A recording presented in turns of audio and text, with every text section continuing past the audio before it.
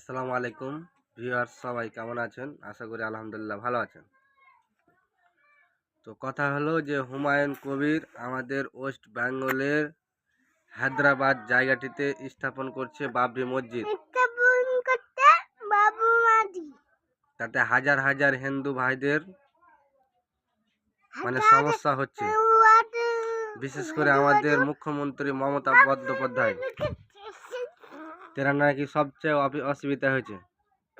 তেনাকেও আমি দু তিনটা কথা বলি।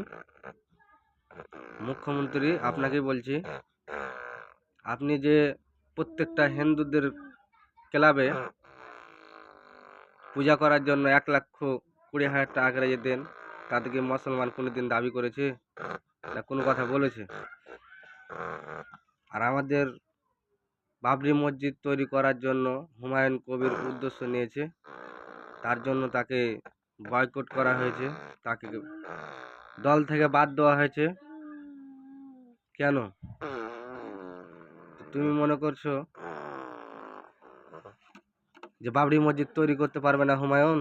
দল থেকে বাদ দেওয়া হয়ে গেছে তো ইনশাআল্লাহ তুমি বাদ দিয়েছো তো কি হয়েছে? হাজার হাজার মানুষ তার সাথ দিয়েছে। কথায় বলে, এক দুয়ার খোলা তো শত দুয়ার, সরি, এক দুয়ার বন্ধ তো শত দুয়ার খোলা। তুমি যতই চেষ্টা করো, তুমি যতই একটা দুয়ারকে বন্ধ করো, হাজার দুয়ার খুলে যাবে ইনশাআল্লাহ।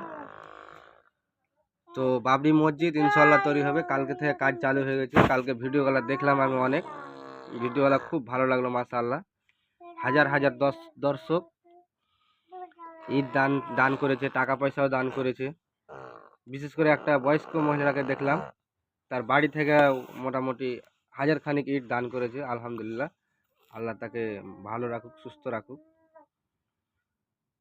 যাতে ভালোভাবে বাবরি মসজিদ তৈরি করতে পারে সবাই পাশাপাশি থেকে। আসসালামু আলাইকুম।